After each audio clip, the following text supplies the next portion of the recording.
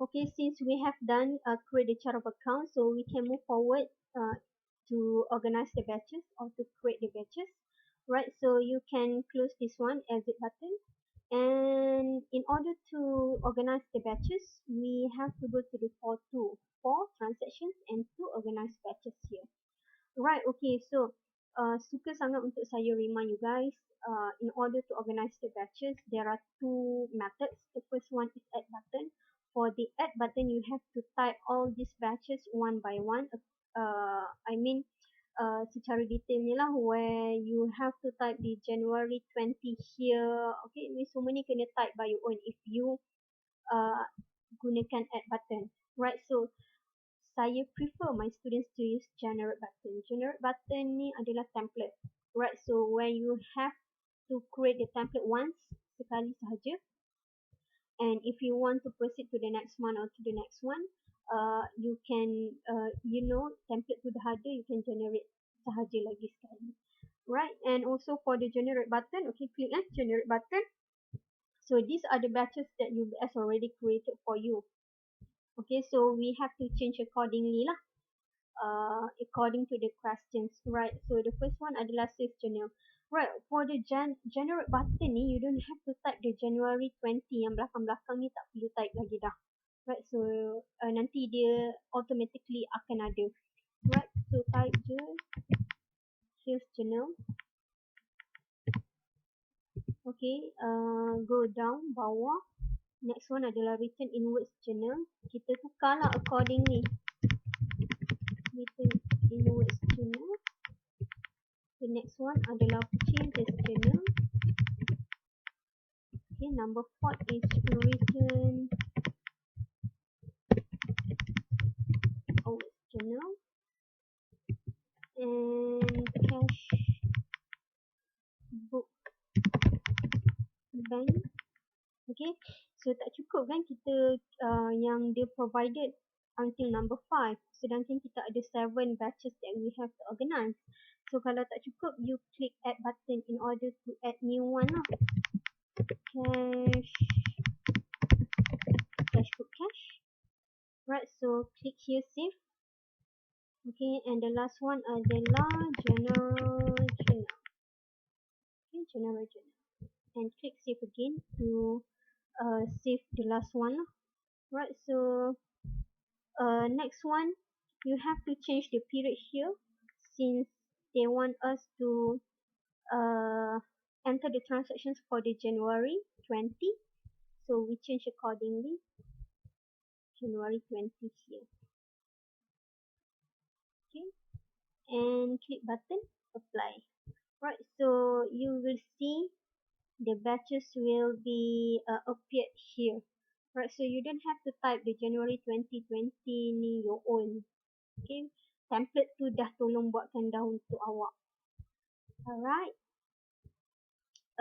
so this is how you organize the batches. Cumanya yang bahagian type ni you have to type your own lah. Credit and cash. Okay, so this is how you organize the batches. So if let's say contoh you tekan add button, so probably will be 8 lah, batches you akan ada 8, betul contoh kalau you tekan add button lah, sedangkan in the questions hanya ada 7 je kan, tapi katakanlah you tekan, nampak macam ni ada 8 batches. So probably you want to delete the batches, ataupun sebenarnya you dah tekan button add dulu dah. So probably nombor 1 you ni adalah blank, and then baru you teringat you nak guna generate button. So nanti bila you nak key in the transactions akan ada masalah. Okay, sebab you punya batches tu tak along, maksudnya lah tak synchronize. Right, so in order for you to delete the batches, kita tekan exit here. You can go to 7 housekeeping. Okay, and then go to 77 housekeeping and administrative tools. Password UBS. Okay, yes. Here you go to the tools bar and number 6 change batch log. Okay, and you delete the unwanted batches. Right, so I don't want 8, Yang number 8 ni, so delete. Are you sure? Yes lah, takkan no pula kan. Alright, okay, so yang lain semua dah nice dah. So leave it there and exit button. So click OK. This one OK. You pergi balik for the batches. You will see number 8 batches dah tak ada dah. Right, so that is how you want to delete the unwanted batches.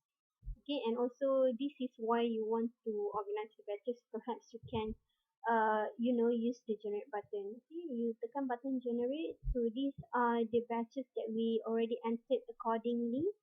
Okay, according to the questions lah. Okay, and change the period accordingly juga to the questions. Okay, and then baru tekan button apply. Selagi you tak siapkan all the batches here, selagi tak habis type, jangan tekan apply. Bila you tekan apply tu yang dia akan jadi banyak redundant kat sini. Mungkin double or triple. Okay. Alright, so after you have done organize the batches, you can exit the window. Right, okay, so saya terlupa lah sebenarnya. So before you start, create the chart of account ni kan, you have to do the company setting first tau. So where the company setting, you need to go to the 711. Okay, 7 housekeeping, 1 setup, and 1 general setup. Okay, and this is where you have to change the company's name here. Since kita punya tadi adalah Sunny Electrical Company.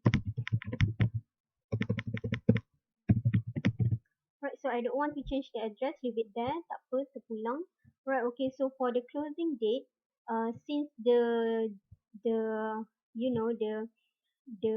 transactions here are for the January, right, January 20, okay, January 20.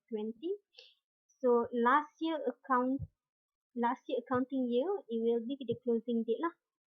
Okay, the closing date for the last year. Since ini adalah 2020, last year adalah 31 hari bulan 12 2019, and the starting period 1 and the closing period is 12. Sebab apa 1? Sebab kat sini transactions dia adalah bulan Januari. Okay, so the closing period 12. So guys, untuk this accounting year, untuk yang 1 bulan 1 2020, 31 bulan 12 2020 ini, it cannot be changed. You tak boleh tekan pun dekat sini ruangan ni. Right, you have to key in the closing date last accounting year ni correctly. Okay, baru yang bawah ni will follow up after that. Contoh, katakanlah the question asks you to do 2019. Okay, 2019. So the last accounting year, the closing date last accounting year adalah 2018 lah kan. Kalau yang ini 2019, tahun sebelumnya adalah 2018 lah. So you change here, make it 18, and kalau you enter, so dia akan ubah. Nampak ni kat sini. Dia akan ubah accordingly. Right, which is dia dah tahu dah untuk tahun tersebut, katakan tadi ni 2019, tahun tersebut kita nak buat adalah 2019. Right, okay, so since ini adalah tahun 20, so tahun sebelumnya adalah 2019. Enter, tekan button enter, so it will change accordingly. 1 bulan 1 2020, 21 bulan 12 2020. So guys, what I'm doing right now is actually what we call as company setting. So before you create the chart of account, this is actually the first thing that you need to do. You do the company setting first. Okay? And click button OK here.